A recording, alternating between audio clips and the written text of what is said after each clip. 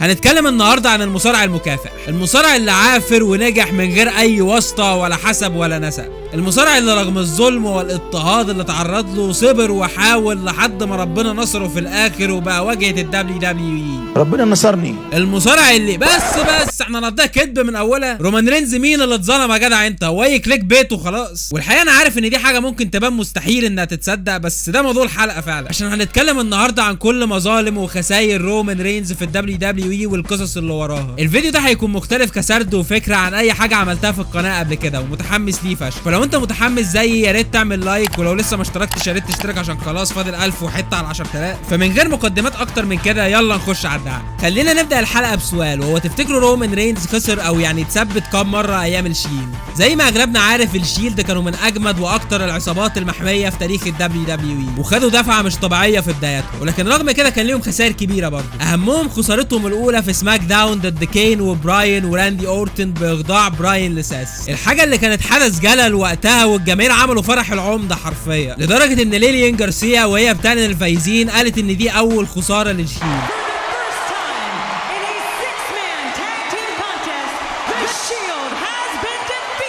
بعدها خساره رومان وساس لحزمه التاج ضد كودي وداستن في باتل جراوند في ماتش كان عظيم فشخ، وساس برضو اللي اتثبت من كودي. وافتكر الخساره الاشهر هي ماتش الهاندي كاب 3 ضد 1 مع سي ام بانك في تي ال سي، الماتش اللي اتثبت فيه دين بعد ما رومان عمل له السبير بالغلط. بس الحقيقه ان رومان برضو اتثبت ايام الشيلد، ومش مره ولا مرتين او 3 بل 4 مرات، انت متخيل؟ اول مره كان في ماتش اليمينيشن هاندي كاب 11 ضد 3 في الرو. رومان بيشتغل كويس في الاول وبيطلع 3 قلاضيش من ال11 لحد ما بيدخل له براين اللي بيروقه وبيدي التاج لجاي اوسو اللي بيخلص، ويا ريته ما عمل كده الصراحه، لان حوار ان جاي اوسو هو اول واحد ثبت رومان ده هيتحلب وهنتذل بيه في عداوتهم المنيله اللي هتحصل بعدها ب10 سنين. الماتش الثاني كان فري ماتش احزمه التاج في الرو لما كودي بيثبت رومان بعد تدخل من البيك شو.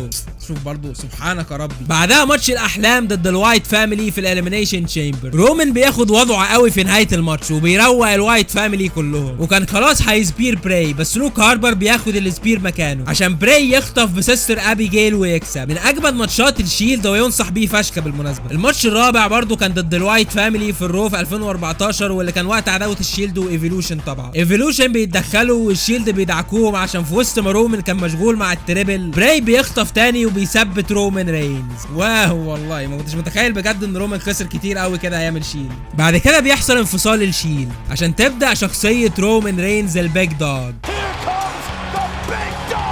وتبدا معاها المرحله اللي كنت اتكلمت عليها بسرعه في فيديو دين اللي جامد قوي بالمناسبه، وهي المرحله اللي بدا فيها رومان رينز يتدحلب في المين ايفنت سين في المستقبس كده من ورانا ومحدش واخد باله. عندك مثلا لما بيشارك في ماتش رباعي على بطوله العالم في باتل جراوند ضد راندي وكين والبطل جون سينا في بناء الماتش ده بيعمل بروموهات مع رومان وبيتحد معاه ويرفع ايده بعد الماتش كمان، اللي هو بصوا ده اللي هيبقى خليفت ان شاء الله، بس هو طول الحد ده. كمان رومان بيكسب راندي اورتن شخصيا كلين في سمر سلام، لا وايه بيفك كمان من الاركيو الجامده مولا دي. زحف وسرسبه رومان رينز في سكه انه يبقى الواجهه بيتفضح فضيحه المطهر يوم طلوع على المعاش في ماتش الرويال رامبل 2015، الماتش اللي كميه النطاعه والتخلف الكتابي اللي فيه تدرس اقسم بالله. اللي بيحصل ان دانيال براين اهم بيبي فيس في المصارعه وقتها ولحد دلوقتي والله بيرجع من الاعتزال وبيعلن انه هيشارك في الرويال رامبل عشان يمين ايفنت راسل مانيا تاني، وهتك يا يس شانس وبقت الناس كلها عايزاه يكسب طبعا، ولكنه بيطلع بعدها ب10 دقايق بس. وعلى ما دخل رومان وبدا يعمل نمرته ويفشخ في المصارعين كانت اتكونت قناعه في العقل الجمعي عند مشجعين الدبليو دبليو اي ان رومان هو جون سينا الجديد اللي هيعرفونا بيه ويدفعوه بالغصب، ومن هنا بدات الحفله. وهتك يا شتيمه وسب ديك في رومان واللي نفضوه حرفيا، اللي هو كميه كره واستهجان طال ذراك شخصيه، اللي رجوعه عشان يساعد رومان رينز يكسب الماتش وموقفش كره وغيظ الناس من اللي حصل، وهو نفسه ما قدرش يخبي ده برياكشنات وشه. قرار الدبليو دبليو اي المتخلف انهم يدخلوا براين ماتش الرامبل في عز ما هم مخططين يهزقوه اصلا، فرش المرايه الرومان وربى عداوه وكره بينه وبين الجماهير هيزيد اكتر واكتر قدام. المفارقه هنا ان حرفيا غضب ربنا نزل على عرض الرو اللي بعد الرويال رامبل، لان العرض اللي كان المفروض يتعمل لايف في ولايه هارتفورد بيتلغي بسبب عاصفه ثلجيه، الحاجه اللي عطلت الدنيا ومنعت المصارعين من السفر عشان يتلغي العرض هناك. وهنا الدبليو دبليو اي بيبثوا العرض لايف من مقر الشركه في ولايه ستانفورد، العرض اللي كان من من اغرب عروض الرو في التاريخ حرفيا. مفيش حلبة، مفيش جماهير، مفيش ماتشات، العرض كله كان عبارة عن سيجمنتات ومقابلات مع المصارعين، حاجة اشبه بالافلام الوثائقية كده. كمان في العرض المتعوس ده بيتقابل بروك ليزنر ورومان رينز لاول مرة ايفر، وبتبدأ العداوة بينهم. ونرجع بقى لخسائر رومان، لانه بيخسر مرتين في الطريق لراسلمانيا 31. مرة ضد البيك شو لما سيس رولينز بيتدخل وبيديه بالماني ان ذا بانك في الامبولا عشان البيك شو يكسبه، ودي حرفيا اول خسارة فردية في مسيرة رومان رينز بالمناسبة. والخسارة الثانية كانت برول اب من سيس رولينز بعد تدخل راندي اورتن. زي ما انت لاحظت كده كلها خسائر بتدخلات من السلطة، وطلعت رومان رينز بشكل جامد اصلا عشان الناس تتعاطف معاه كالاندر دوج المسكين يا عيني اللي واقف بطوله ضد السلطة وحاجات بالطريقة دي. بتكمل العداوة مع بروك بقصة رومان المستضعف يا ضنايا ضد البيست بروك ليزنر، وان رومان بقى عايز يديفاي ذا اودز واي كان اي ويل. ودي مش من عندي على فكرة، ده حرفيا مرش نزلته الدبليو دبليو اي لرومان في الفترة دي، وبجملة المحن ركبوا له عدسات زرقاء في عينه عشان الكلبوبات يقعوا في غرامه. وبيحصل سيجمنت كرنجي جميل قبل راس المانيا بين رومان وبروك، لما رومان حرفيا بينتش الحزام من ايد بروك عشان بروك يشد الحزام من رومان وسيب وانا سيب بقى، اللي هو يا ترى ماكمان كان بيشرب كام ازازة سبيرتو قبل ما يكتب الكلام ده بجد. نيجي للماتش نفسه واللي بيوصلني لسؤال الحلقة، ايه هو اجمد ماتش واعظم اداء في مسيرة رومان رينز بالنسبة لكم؟ ده سؤال انا مهتم فشخ اعرف اجابتكم عليه بجد، وخلوني ابدا انا وافاجئكم. اجمد ماتش بالنسبة لي في مسيرة رومان رينز هو ماتشه ضد بروك ليزنر في راس المانيا 31. والله، ويعني انا كنت عارف ان الماتش حلو، بس لما عملت له ري واتش وانا بحضر الحلقة كنت منبهر وحنكي في الارض بجد. رتم سريع قوي بستايل الشوت فايتس وضربات بروك ليزنر اللي تحسسك انك بتتفرج على عركة او قتال من بتوع اليو اف سي مش ماتش مصارعة. ده غير التناغم الجامد بين الاثنين وسيلينج بروك ليزنر اللي يتقال فيه قصايد يا اخوانا. الراجل كان بيبيع السوبرمان بانش اكنه اتضرب بالشوت جان بين حواجبه حرفيا. ده غير نزيف بروك واللي اضاف ليجيتيمسي وواقعيه للماتش، وكان حقيقي ومش مقصود بالمناسبه لما بروك خبط راسه جامد في العمود الحلبة. واخيرا النهايه التاريخيه بصرف سيس رولينز للماني ان ذا بانك وتتويجه بالبطوله بعد ما بيثبت رومان رينز. طبعا الخطه الاصليه كانت فوز رومان عادي، لكن القرار ده اتغير قبل العرض بايام بسيطه، وسيس رولينز شخصيا ما تقلوش على الخطه وان هو اللي هيكسب غير في نص العرض نفسه. سحب البساط من تحت رجلين رومان كان مؤقت، مجرد بس فرصه تكسب فيها الدبليو دبليو اي وقت عشان تبني رومان كالوجه الجديد على رواقه. في الوقت ده رومان بيدخل في عداوه عبثيه للاسف مع براي وايت. في العداوه دي براي بيقدر يثبت رومان لثالث مره في باتل جراوند بعد تدخل من لوك هاربر. عداوه وفوز للاسف برضه محدش فاكرهم. بعدها بيتحد مع دين امبروز، وطبعا دين كان قايم بالوجايب وبياكل كل التثبيتات، وارجع للفيديو بتاع دين عشان تفهم. في الفتره دي ساس بيتصف عرض غير متلفز ضد كين وبيتسحب منه الحذاء عشان تتعمل دوره لتحديد البطل الجديد وصل فيها دين ورومان للفاينل عشان رومان يفوز ويكسب الحزام اخيرا ويتوج باول بطوله عالم فيه. بس هوب مره واحده شيمس بيدخل يشطفه ويصرف الشنطه عليه ويكسب، اللي هو لما تطلب لحظه صرف اورتن على براين في سمر سلام من سوق الخميس حرفيا. محاوله بائسه تانية لجعل رومان رينز يبان المستضعف الغلبانه كبدي اللي تريبل اتش اشتغل له في الازرق وخلى شيمس يكسبه. شيمس هيرجع يكسب رومان تاني في ماتش تي ال سي على الحذاء. ايه مش نافع والناس لسه مش طايقاه؟ ده احنا نجيب الزغلول الكبير بقى، هنخلي فينس ماكمان شخصيا يعادي رومان رينز زي اوستن كده ويتآمر عليه ويسود عيشته، بس رومان بيقهر كل الصعاب وبيكسب شيمس في الرو عشان اخيرا يرجع له الحزام ايه ما ينفعش برضه؟ بس وجدتوها، احنا هندخله الرويال رامبل كرقم 1 ويدافع عن الحزام ضد 29 مصارع تانيين، وهنخلي الروستر كله يطلع يدب ويدعك في رومان لاجل ما الناس تتعاطف معاه ايه مفيش تعاطف برضه خالص. العبط بيكتمل بفوز الشاب ال50 تريبل اتش بالماتش عشان يعمل الدريم ماتش اللي ربنا يحرمنا منه مع رومان رينز في راس المانيا 32. والصراحه عشان ما ابقاش ظالم ومفتري، فالخطه الاصليه كانت ان يحصل ماتش تريبل ثريت بين ثلاثي الشين، دين ضد ساس ضد رومان في المين ايفنت على الحزام، بس اصابه ساس بوظت الخطه للاسف. يعني دخول التريبل ايست كان ما هو الا بلان بي. وبعد ماتش ما يتقلعش من رجل رومان بيكسب الحزام وياخد لحظته عشان تبدا فعليا سنه 2016، السنه المحببه لقلبي واللي قد تكون اعظم سنه في تاريخ متابعتي للدبليو دبليو اي. لحظات واحداث ومفاجآت مستحيل تشوفها في الشركه الوسخه بتاعت دلوقتي بجد. ويعني مش عارف لو دي مجرد صدفه، بس 2016 كانت حرفيا اقبح واوسخ سنه في مسيره رومان رينز. كل حاجه بتبدا بعد فوز رومان على ستايلز في عرض اكستريم رولز لما بتحصل واحده من اعظم العودات في التاريخ. انا بحب فشخ لحظه عوده سيس رولينز دي، وبالمناسبه سيس رولينز كان مصارعي المفضل في الفتره دي برضه. بيتحدد ماتش بين البطل رومان رينز والعائد سيس رولينز على بطوله العالم في ماني ان ذا بانك. الماتش اللي بنشوف فيه كاونتر السبير الجامد مولا ده، وللمفاجاه سيس رولينز بيعمل البيدجري ويكسب رومان رينز. حرفيا اول خساره كلين في مسيره رومان يا اخوان. وهنا محتاجين نوقف شويه عشان نفهم الصوره الكبيره، واسمحوا لي اعمل كول باك لاول فيديو في تاريخ هذه القناه، فيديو كودي بره الدبليو دبليو اي. ولو انت من الاو جيز اللي شافوا الفيديو ده فانت اكيد فاكر الحته دي. I thought that tactical vest was just covering up failed drug tests.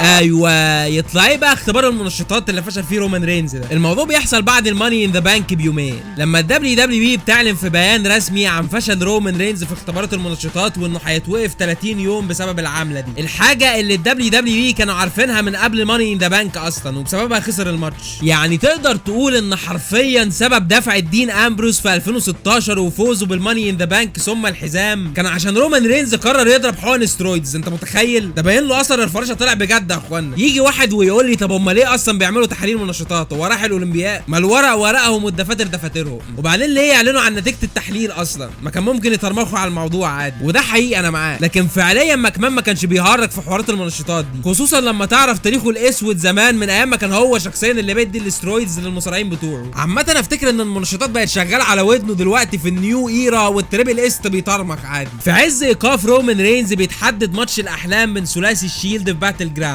وطبعا بسبب الايقاف فبناء الماتش كله بيمشي من غير رومان، بل كمان بيتم الاعلان بشكل علني في العروض على حوار المنشطات ده، لما سيس رولينز بيعمل برومو بيتريق فيه على تويته الاعتذار اللي نزلها رومان رينز، عشان في الماتش نفسه رومان بياكل التثبيته كلين من دين امبرو. وللمره الثانيه بوعدكم ان هيجي اليوم ومفسر فيه الماتش ده لو كملت في القناه. رومان بعدها بيروح الرو في الدرافت وبيعلنوا عن حزام اليونيفرسال الجديد، واللي هيتحدد اول بطل ليه في سامر سلام. اجمد 100 مره من بتوع دلوقتي والله. سيس رولينز هيروح سامر سلام بواسطه السلطه كده، وهيلاعب الكسبان من رومان رينز ضد المصارع الجديد اللي بيعمل الديبيو بتاعه في الرو، الصاعد الواعد وقتها من الان اكس تي فين بالور، اكبر من رومان ب4 سنين بالمناسبه. بعد اداء خرافي من بالور بيقدر يكسب رومان رينز كلين از ويسل، ثالث خساره كلين لرومان على التوالي. الله الله الله الله. طب ايه؟ طب انت ما قدرتش غير عليا انا؟ هو انا بقيت الحته المايله؟ هو في ايه؟ هو انا بقيت الحته المايله يا زمن؟ يا زمن، ده انا وحش الوحوش بقيت دلوقتي. اسد سنانه وقعت؟ لا، ده انت طلعت قاسي ومالكش عزيز ولا جاي يا جدع. عقاب رومان رينز بسبب عملته السوداء بيكمل بانه بيخرج لاول مره من صوره الاحداث الرئيسيه، وبينزل مع الرعاع والاوباش والمهمشين في قسم الميد كارد، وبيدخل في عداوه على حزام الولايات ضد روسف اللي انا طيل عمى ولا طيقه. عمري ما حبيت الجدع ده لا في الدبليو دبليو اي ولا اي دبليو بجد. عداوه تسليكيه بالسيجمنتات الكرنجيه بتاعت فرح روسف ولانا، هوب رومان يضرب روسف اللي يخبط في لانا فتلبس في التورته. اضحك بقى. رومان بيكسب منه حزام الولايات في كلاش اوف تشامبيونز، وبتخلص العداوه في ماتش هيل ان سيل. ويعني انا شبه متاكد ان دي اول مره في التاريخ يحصل ماتش هيل ان سيل على حزام امريكا. يا ريت الناس تاكد لي على المعلومه دي في الكومنتس بجد. الماتش ده كان عالي قوي الصراحه، وفي سبوتات جامده قوي، احلاها النهايه اللي بحبها فشخ لما رومان بيسبير روسف وهو واقف على الستبس، من احلى السبيرز اللي عملها رومان بجد. نيجي للسرفايفر سيريز 2016، واحده من اعظم النسخ في تاريخ العرض ده. رومان بيشارك في الماتش التراديشنال 5 ضد 5 مع فريق الرو ضد فريق سماك داون. بحب قوي لحظه اتحاد دين مع ساس ورومان والتريبل باور بامب اللي عملوها على اي جي ستايلز. انا سكر للشيلد يا جماعه، اعمل لكم ايه يعني. كمان بنشوف ارجبلي اجمد سبير في التاريخ من رومان على شين ماكمان، واللي كانت هتجيب له شلل الحرفيه. رومان بيفضل في الاخر لوحده ضد براي وراندي اورتن اللي بيضحي بنفسه وياخد السبير مكان براي، عشان براي يستغل ويعمل السيستر ابيجيل ويكسب. تاريخ الماتش ده يا اخوانا بجد وينصح بيه بشده الصراحه. رومان بيرجع بعدها على طول الاحداث الرئيسيه تاني، وبيدخل في عداوه ضد البطل كيفن اونز وصاحبه كريس جيريكو. في العداوه دي بيخسر رومان حزام الولايات لجيريكو اللي كان معاه اونز في ماتش هاندي كاب في الرو، عشان يتحدد ماتش في الرويال رامبل على حزام اليونيفرسال بين رومان رينز وكيفن اونز. اما جيريكو فهيكون متشعلق في قفص فوق الحلبه. وفي عرض الرو الاخير قبل الرويال رامبل بيحصل فيس اوف بين رومان رينز والحاج الهي ربنا ياخده جولدبرج، والاثنين بيعملوا دبل سبير على برون سترومان، عشان في ماتش اوينز ورومان، برون سترومان بيتدخل عشان يدعك رومان رينز وبيدخله في الترابيزه، وبكده اوينز بيثبت رومان ويحتفظ. ندخل على ماتش الرويال رامبل نفسه، ويعني فاكرين زمان لما كنا غلابه وعلى الله ونقعد بقى كل سنه نستنى سيم بانك يطلع رقم 30؟ لكن الحقيقه في الرويال رامبل 2017 الدبليو دبليو اي ادتنا الخبور. يحرق ديك زناخه مايكل موسى وهو بيقولها بتيوز ازاي بجد. يعني بصوا انا مش هتكلم كتير على اللحظه الفارقه دي، روحوا شوفوا رياكشنات المشجعين اللي بدرت النت على الحته دي وانتوا هتفهموا كميه الكره وصلت لفين. رومان بيفضل في اخر 2 مع راندي اورتن اللي الحمد لله بيطلعه ويكسب، ودي بالمناسبه ما كانتش اول ولا هتكون اخر مره لرومان، لانه برضه فضل اخر واحد مع باتيستا في رامبل 2014 وباتيستا طلعه، وفي 2020 مع درو ماكنتاير اللي بيطلعه برضه ويكسب، وفي 2018 فضل مع ناكامورا الشن هو اللي كسب. نرجع بقى للتايم لاين بتاعنا وبدايه واحده من اجمد العداوات في مسيره رومان رينز ضد برون سترومان. بيتحدد اول ماتش بينهم في فاست لين وبيكسبوا رومان رينز بعد اداء كومبيتيتيف وجامد من سترومان. بعدها بتحصل العداوه المالت مع الاندرتيكا في راس المنيا 33، ويعني انا بطني تتقلب لما بفكر في الماتش ده بجد. طبعا رومان بيكسب وبيهزق الاندر اللي فعليا عمل انجل اعتزال بعد الماتش، ويا ريته ثبت على المبدا بجد. كل ده خلى كره الناس لرومان يوصل حده والحقد فرتك الترنك حرفيا، لان في عرض الرو بعد راس المنيا 33 الجماهير قعدت 10 دقايق كامله تسب اديان لرومان وتلعن اليوم اللي اتنفض فيه. وعارفين كل الكره والغل ده راح لصالح مين في الاخر؟ برون سترومان وعداوته مع رومان رينز اللي حرفيا عايش على حسها لحد النهارده، لان في الوقت اللي الجماهير ما كانش طايقه فيه سيره رومان جه برون سترومان ودور العجن والدعك والفشخ في رومان رينز كانه بياخد بطارهم منه، الحاجه اللي مزجت الجماهير ومزجتنا انا شخصيا الصراحه، لدرجه ان الناس كانوا فعلا وقتها عايزينه يكسب ليزنر ويبقى بطل العالم. انت متخيل؟ سترومان هيكسب رومان رينز مرتين، مره في باي باك بخساره تعتبر كلين رغم انجل اصابه رومان رينز في كتفه، ومره في العرض اللي غير ده عايز اذكر اسمه ده لما برون بيرجع يكسب رومان في ماتش عربيه الاسعاف وبفينش انا بحبه فشخ. ببساطه برون واقف ورا عربيه الاسعاف، رومان جرى عليه عشان يعمل له سبير، فسترومان بيدodge ويقفل عليه الباب ويكسب. بحب انا الحاجات البسيطه الفشيخه في نفس الوقت دي. بعدها رومان بيدخل في ماتش رباعي على الحزام بين البطل براك ضد برون وجو رومان، ويعني انا بكره عرض سمر سلام 2017 ده كره مش طبيعي، ولو اتكلمت عليه مش هخلص، بس خلينا نقول ان الماتش ده انقذ العرض المنيل بروبا سنجل هاندد دي كده، كمان رغم وجود سترومان وساموا جو الغلبان عيني الا ان رومان رينز هو اللي بياكل التثبيته كلين من براك ليزنر. بعدها رومان بيتم تشطيفه من جون سينا وبيرجع لاخواته ساس ودين عشان يرجعوا الشيلد، وكانوا المفروض يلعبوا ضد البار وزاميد في تي ال سي، لكن رومان بيعيا وبيدخل مكانه كيرت انجل لسبب ما عشان تحصل احلام العصر المتجسده في الماتش ده. وذهب الفجر وطلع البدر والعصفور صوصو صوصو. رومان بيرجع وبيلعب ضد زاميد على حزام القارات وبيكسبه عشان يحقق الجراند سلام. جراند سلام ده يعني كسب كل البطولات اللي في البتاع. رومان بيعمل دفاعات معتبره بحزام القارات ضد ناس زي سيزارو ساموا جو وجيسون جوردن، فاكرينه؟ كان بوتنشال الواد ده والله. وبيتحدد ماتش بينه وبين زاميد تاني في عرض الرو 25 اللي هو الاحتفال بمرور 25 سنه على عرض الرو. ويعني فاكرين البرومو الترويجي للعرض ده لما جت الحته بتاعت سي ام بانك وقال لك بس اقفش سي ام بانك راجع خلاص، لدرجه ان انا كنت شبه مقتنع وقتها وانا بتفرج انه هيرجع فعلا، ده احنا كنا اغلى من الغلب على الطلاق. بس قبل عرض الرو 25 رومان رينز بيتفضح فضيحه المضطهر تاني، وركز بقى معايا في الحته دي كويس. كل حاجه بتحصل في يناير 2018 لما واحد اسمه ريتشارد رودريجيز بيتعكش من اداره مكافحه المخدرات بتهمه توزيع المنشطات وتحديدا الاسترويدز بشكل غير قانوني، وبيجي له واحد مصور افلام وثائقيه اسمه جون برافو عشان يعمل معاه مقابله. وهنا وعلى راي اخواتنا الخلايجه الحاج رودريجيز بيكب العشا حرفيا. One of them in particular is a very famous wrestler by the name of Roman Reigns.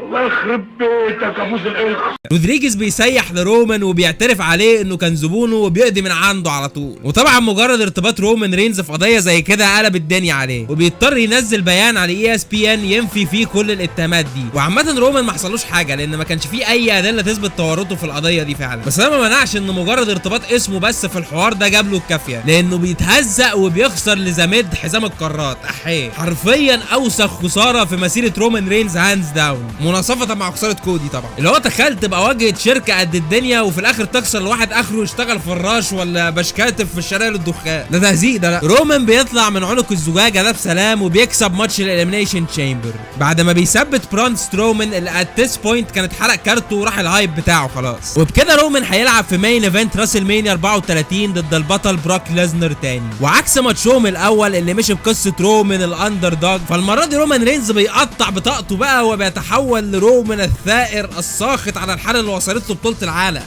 All y'all full-time talent are gonna stand out here and protect that part-time bastard. وان هو اللي هيخلصنا من بروك ليزنر البطل الكسول البارت تايمر اللي قاعد على طول في بيتهم وبيظهر في العروض مره كل 4 شهور. ولا لا ثانيه نقول تاني لو سمحتوا. البطل الكسول البارت تايمر اللي على طول قاعد في بيتهم وبيظهر في العروض مره كل 4 شهور. ملاحظين ان الكلام ده يمشي على حد غير بروك ليزنر مش كده؟ الناس في الوقت ده كانوا شبه متاكدين ان رومان هو اللي هيكسب، خصوصا ان فعليا ما حدش كان طايق بروك ليزنر وتملله ولا مبالاته وقتها. والماتش نفسه كان نسخه اوحش 100,000 مره من ماتشهم الجامد في مانيا 31. بنشوف فيه نزيف رومان رينز باكتر سبوت دم فيك انا شفته في حياتي تقريبا. يعني باين فشخ انها كبسوله يا اخوانا، يو كانت كونفينس مي اذروايز يعني. وفي مفاجاه ما كانتش متوقعه نهائي، بروك ليزنر بيفوز على رومان رينز وبيحتفظ باللقب بطريقه وكيفيه غريبه فشخ. اللي هو انا لحد دلوقتي متاكد ان النهايه دي حرفيا كان سببها ان الناس تاخد الصدمه والرعب بس كده، اصل حرفيا ما استفدناش اي حاجه بجد. بروك فضل البطل البارت تايمر اللي هيظهر لك في العروض مره كل سنتين زي ما هو، وعطلت المومنتم بتاع رومان اللي كده كده هيكسب الحزام في الاخر، فليه بجد؟ اللي هو بروك ليزنر شخصيا كان معترض وعايز يخسر اصلا، وبيتجلى غضبه على القرار ده في اللقطه الشهيره لما بيرمي الحزام على طول ايده في وش مكمان بعد العرض.